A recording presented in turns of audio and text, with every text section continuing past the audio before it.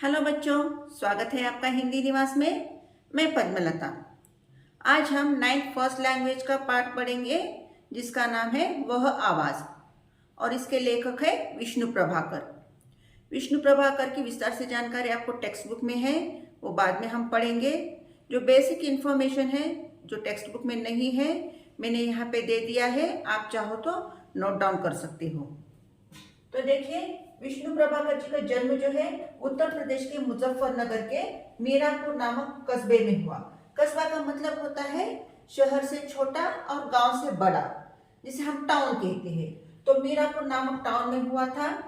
उनके माता पिताजी का नाम दुर्गा प्रसाद और माता महादेवी। उन्होंने जो भी रचनाएं की है उनके लिए सरकार ने उन्हें पुरस्कार दिए हैं। उन्हें जिन पुरस्कारों से सम्मानित किया गया है वे पुरस्कार इस प्रकार है: पाब्लो नेरुदा सम्मान, सोवियत लाइन नेहरू पुरस्कार, मूर्ति देवी पुरस्कार, शलाका सम्मान और पद्म भूषण। और उनकी मृत्यु हुई 11 अप्रैल 2009 में दिल्ली में। ये तो हमारा बेसिक इंफॉर्मेशन। इस कहानी में मंटू नामक एक छोटा सा बच्चा है जो बिना पूछे वो घर में एक फल और मिठाई खा लेता है, और बाद में जो है वो उसका होमवर्क जो है अपनी माँ से करवाता है। लेकिन उसे इस बात की गिल्ट होती है और उसे लगता है कि उसे अंदर से कोई बुला रहा है और कहता है कि तूने गलती की है, तूने बिना माँ को पूछे खा लिया है, चोरी की है तूने, और तूने जो है होमवर्क अपने माँ से करवाया और तूने इस बात की जानकारी तूने टीचर को नहीं दी। तो जब उसे इस तरह का गिल्ट महसूस होता है तो वह जाकर जो है यह सच्ची बात जो है स्कूल में बता देता है अध्यापक को कि ये होमवर्क जो है मैंने नहीं किया, माँ ने किया है। और घर जाकर माँ से भी कह देता है कि मैंने आपको बिना पूछे जो है फल और मिठाई खा ली। और जब यह सच्ची बात वह अपने मम्मी और अध्यापक को बता देता है तो उसे बहुत ही हल्का महसूस होता है। ऐसा लगता है कि उसका मन का बोझ उतर गया हो। तो लेखक ने यहाँ इस कहानी के माध्यम से ये बताने की कोशिश की कि चाहे गलती कोई भी करे, बड़े हो या छोटे, और चाहे गलती बड़ी हो या छोटी, जैसी भी हो, अगर कोई गलती करता है या कोई अपराध करता है तो उस गलती को हमें स्वीकार करना चाहिए और फिर उस गलती को दोहराना नहीं चाहिए कहकर इस कहानी के माध्यम से लेखक ने बताया है। तो चलो हम पाठ की शुरुआत करते हैं। विष्णु प्रभाकर हिंदी के प्रतिष्ठित नाटककार व कहानीकार हैं। इनके अतिरिक्त उन्होंने जीवनी, लघुकथा साहित्य में भी अपनी प्रतिभा का परिचय दिया है। इनकी पहली लघुकथा सार्थकता मुंशी प्रेमचंद द्वारा संस्थापित संपादित हंस पत्रिका में जनवरी 1939 के अंक में प्रकाशित हुई थी। इनके अब तक जीवन पराग, आपकी कृपा है, कौन जीता कौन हारा नामक 3 लघुकथा संग्रह प्रकाशित हो चुके हैं। इन तीनों ही संग्रहों में लघुकथाएं और बोध कथाएं दोनों साथ साथ रखी गई है।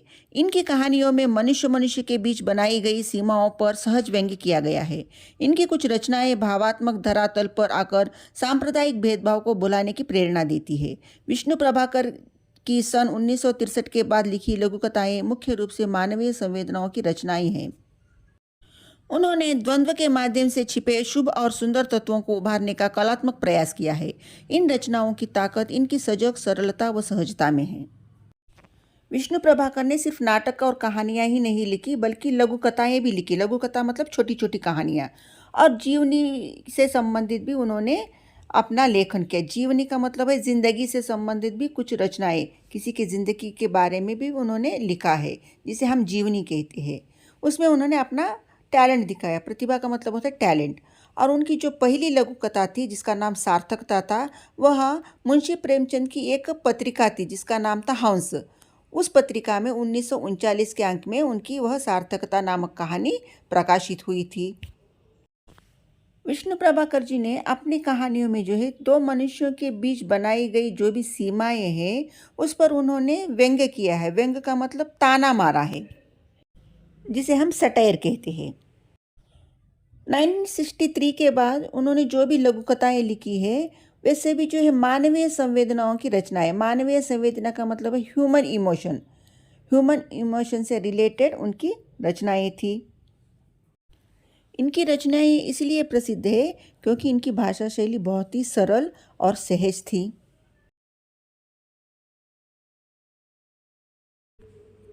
मंटू जब स्कूल से लौटा तो वह बहुत थका थका सा था। घर के दरवाजे में प्रवेश करते ही वह अपनी माँ को मुस्कुराते हुए पाता था। आज उसकी माँ वहाँ नहीं थी।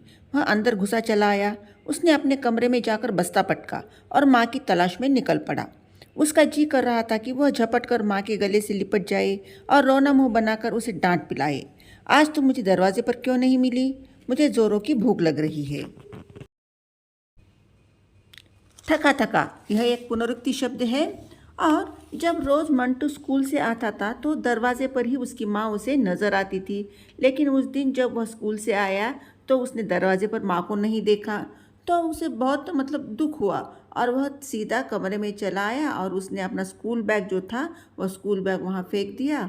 और वह चाहता था कि वह अपने माँ के गले से लिपट जाए और रोना मुंह बनाकर कहे कि तुम आज मुझे दरवाजे पर क्यों नहीं मिली, ये पूछना चाहता था। मंटू को भूख लग रही थी और रोज़ ऐसा होता था कि जब वह स्कूल से आता था तो माँ जो है दरवाजे पर ही उसे मिलती और उसे थोड़ा प्यार करके आते ही उसे खाने के लिए दे देती थी। लेकिन आज जो है सब कुछ उल्टा पुल्टा हो रहा था। माँ कहीं नज़र ही नहीं आ रही थी। चलो बच्चों नेक्स्ट पैराग्राफ पढ़ लेते हैं। सोचता सोचता वह रसोई के पास वाले कमरे में जा पहुंचा। वहीं बैठकर वे लोग खाना खाया करते थे। वे लोग बहुत अमीर नहीं थे। उनके घर में बढ़िया सी खाने की मेज़ भी नहीं थी। लेकिन फिर भी जिस दिन किसी का खाना होता उस दिन 2-3 छोटी छोटी मेज़ें जोड़कर उन पर चादर बिछा दी जाती थी और खाना लगा दिया जाता था। तो मंटू माँ के बारे में सोचता हुआ जो है रसोई के पास जो कमरा है उस कमरे में जा पहुँचा। रसोई का मतलब होता है किचन। और मंटू जो है, मंटू की फैमिली जो है वह किचन के पास वाला जो कमरा होता है वहीं बैठकर खाना खाते थे रोज़। वे लोग इतने ज़्यादा अमीर नहीं थे इसलिए इतनी बड़ी डाइनिंग टेबल भी उनके यहाँ नहीं थी।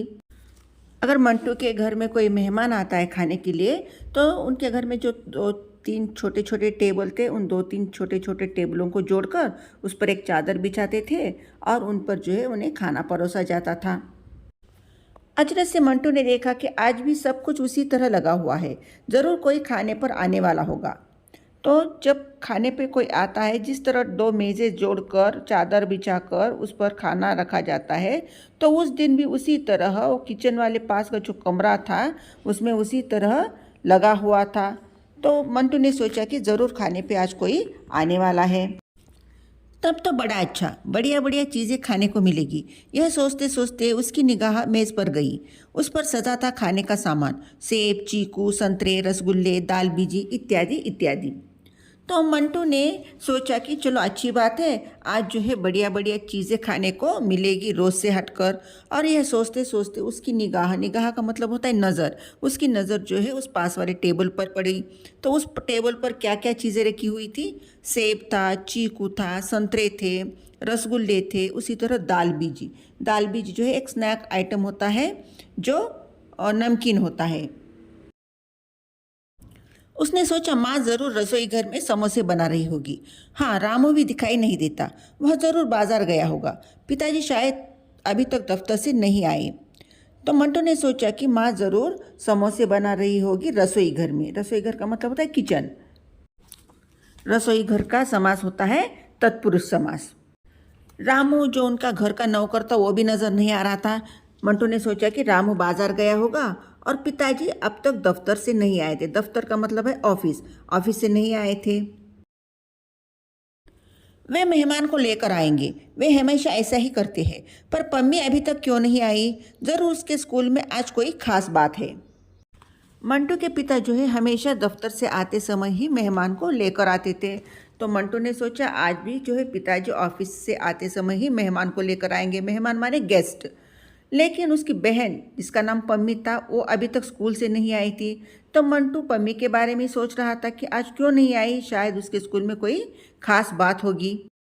उसे लगा वह अकेला है, आसपास कोई नहीं है। सामने फल और मिठाई देखकर उसके पेट में जोर जोर से चूहे कूदने लगे। मंटू घर में अकेला ही था। ना माँ नजर आई और ना ही घर का नौकर रामू। पम्मी तो स्कूल से आई नहीं थी और पिताजी दफ्तर से नहीं लौटे थे। मंटू ने जब मेज़ पर फल और मिठाइयाँ देखी तो उसे उसकी भूख जो है और भी बढ़ जाती है। चूहे कूदना का मतलब होता है बहुत ज़ोर की भूख लगना। तभी उसने सुना जैसे कोई उसका नाम लेकर धीरे से पुकार रहा है, मंटू। मंटू चौंक पड़ा। उसने एकदम घूमकर पीछे की ओर देखा, लेकिन वहाँ तो कोई भी नहीं था। तब तक वह मेज के बिल्कुल पास आ पहुंचा। अब वह सब कुछ भूल गया। उसने हाथ बढ़ाकर चीकू उठाया, एक रसगुल्ला लिया और इधर उधर देखकर उसने दोनों चीज़ें खाई। लेकिन बार बार उसे ऐसा लगता रहा जैसे किसी ने उसका नाम लेकर पुकारा है, मंटू तुमने ठीक काम नहीं किया, वह चोरी है, तुमने माँ से नहीं पूछा।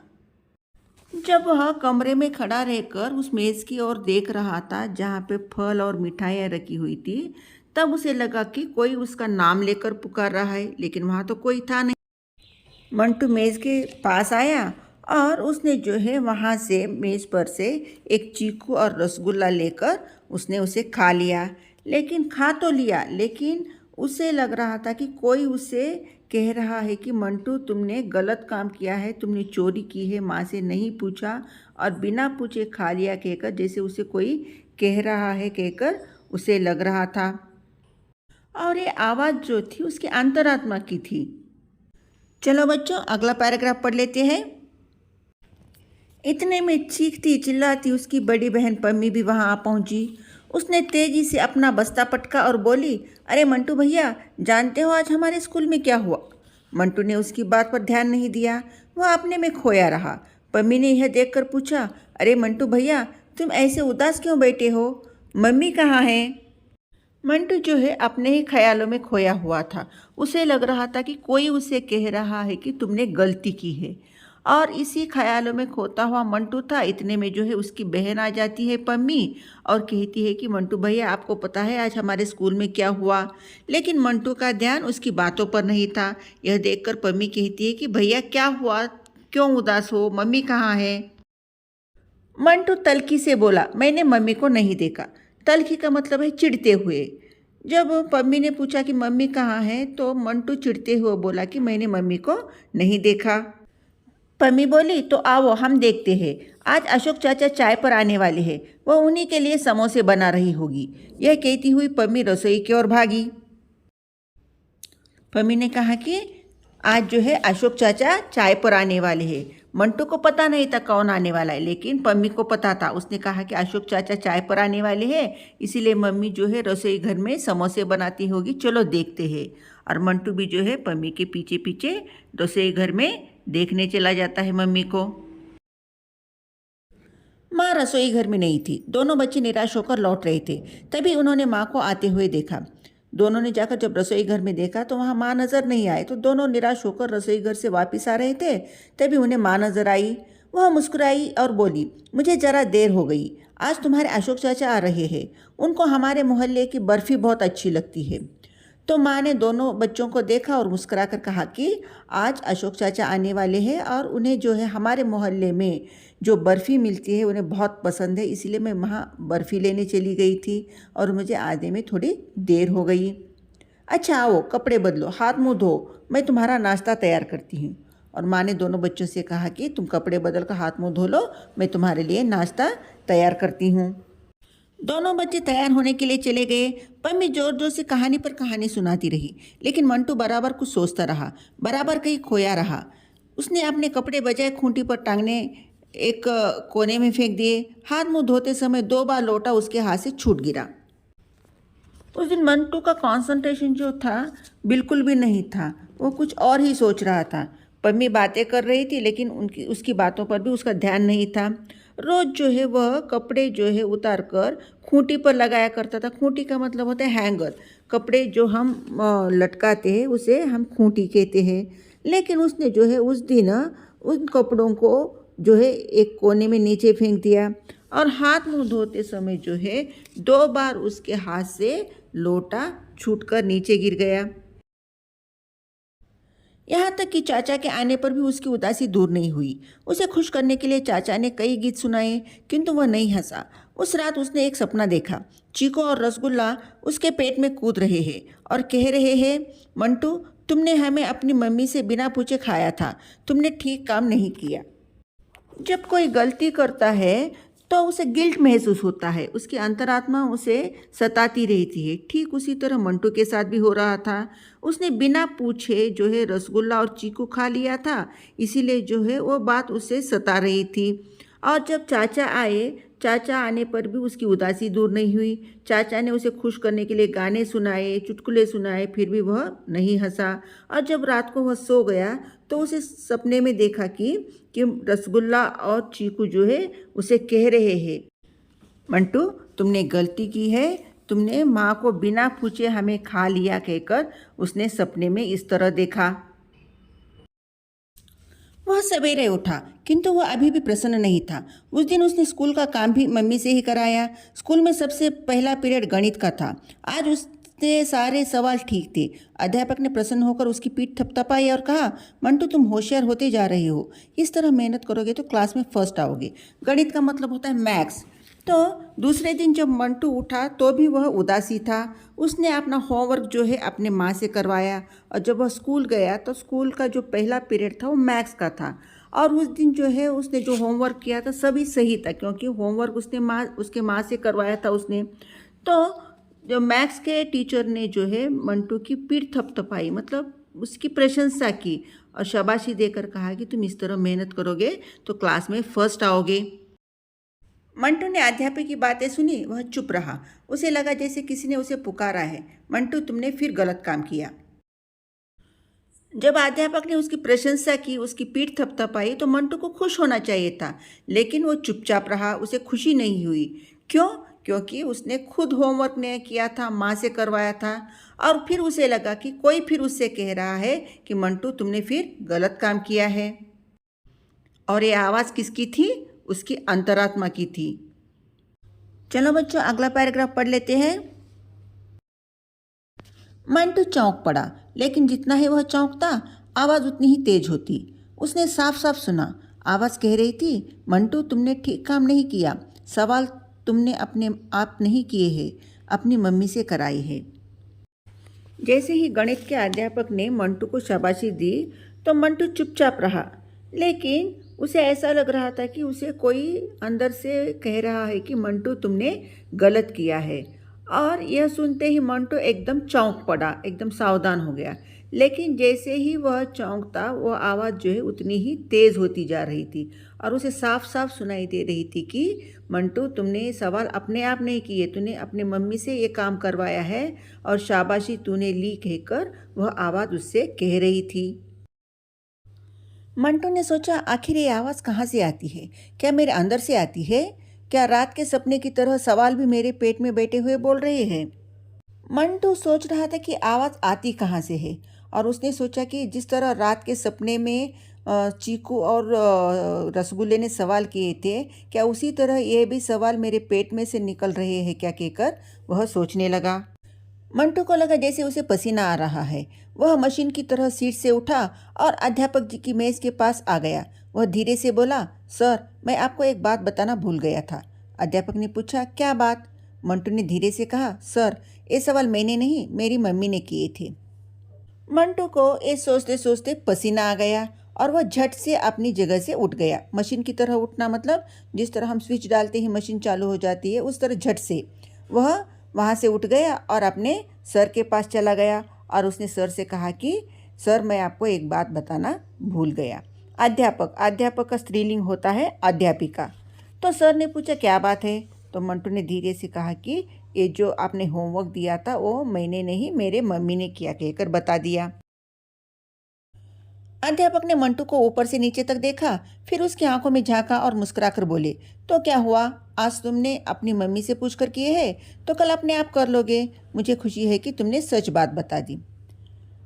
मंटू ने सोचा कि अभी सर डांटेंगे, लेकिन सर ने उसे नहीं डांटा।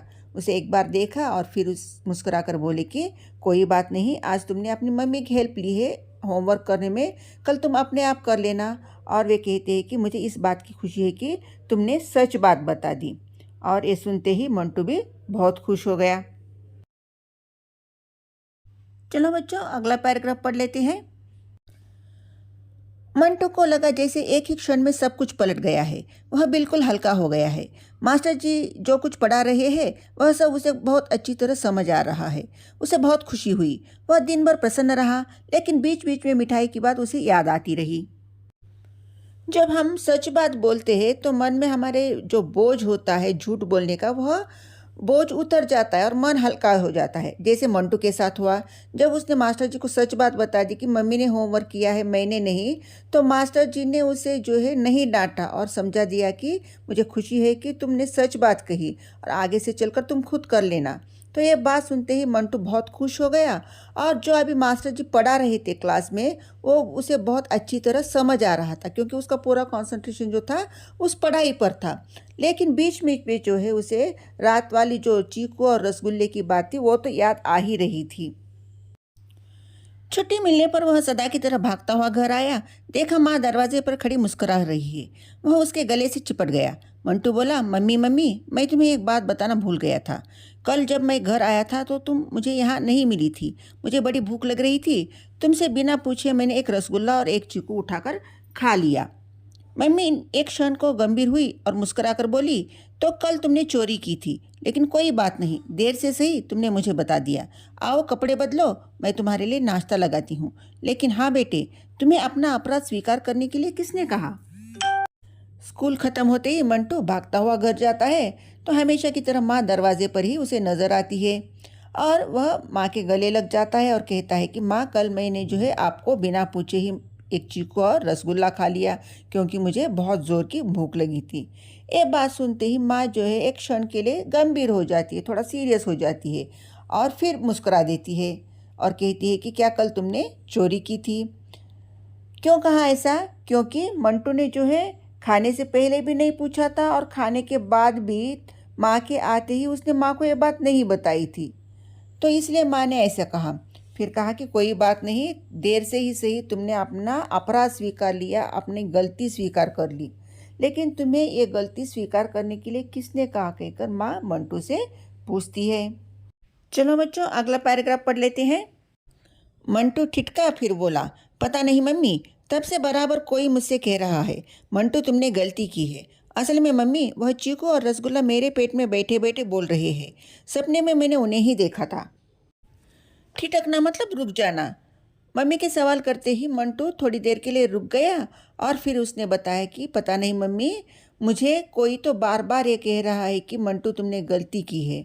और मम्मी, चीकू और रसगुल्ला जो है मेरे पेट में बैठे बैठे ही ये बात कह रहे थे। रात को मैंने सपने में उन्हें ही देखा है। किन्हें देखा? चीकू और रसगुल्ला को। मम्मी का चेहरा खिल उठा। वह बोली, मंटू, यह तुम्हारी अपनी ही आवाज़ है। जब कोई बुरा काम करता है तो वह आवाज़ तुरंत उसे चेता देती है। मंटू बोला, मम्मी, मैंने अध्यापक से भी कह दिया था कि आज ये सवाल मेरी मम्मी ने किए हैं, मैंने नहीं। वे बहुत खुश हुए। यह सुनते ही दोनों हाथ आगे बढ़ाकर मम्मी ने मंटू को अपनी छाती में भर लिया। फिर उसके गालों को बार बार चूमती हुई बोली, तुम बहुत अच्छे हो, बहुत ही भोले और सच्चे हो। चेहरा खिल उठना मतलब प्रसन्न होना, टू फील हैप्पी। तो मंटू की बात सुनते ही मम्मी बहुत ही हैप्पी फील हो जाती है और मम्मी कहती है कि मंटू, ये तुम्हारी अंदर की आवाज़ थी, क्योंकि जब कोई बुरा काम करता है तो हमारी अंदर की आवाज़ जो है हमें चेतावनी देती है, सावधान करती है। चेता देना मतलब सावधान करना, चेतावनी देना। और तो मंटू बोलता है कि मैंने आज अध्यापक से भी कह दिया कि आज का होमवर्क मैंने नहीं, आपने किया है। तो मम्मी उसकी बातों से इतनी खुश हो जाती है कि वो उसे गले लगा लेती है और प्यार से उसे गाल को चूम कर कहती है कि मंटू, तुम बहुत ही अच्छे हो और ही भोले हो। भोले का मतलब इनोसेंट, बहुत ही इनोसेंट हो और सच्चे हो कहकर मम्मी भी उसे शाबाशी देती है। तो मंटू का जो मन का बोझ था, जो चीकू और रसगुल्ला जो उसने बिना बताए खाया था, तो वो बोझ भी उसका हल्का हो जाता है और वो भी बहुत खुश हो जाता है। बच्चों, ये रहे शब्दार्थ। आप चाहो तो नोट डाउन कर सकते हो और आशा करती हूँ कि आपको ये पाठ ज़रूर समझ आया होगा। अगर आपको पाठ समझ आया है तो प्लीज़ लाइक कीजिए, शेयर कीजिए और सब्सक्राइब कीजिए और अपने दोस्तों से भी सब्सक्राइब करवाइए। फिर नए पाठ के साथ मिलते हैं। शुक्रिया।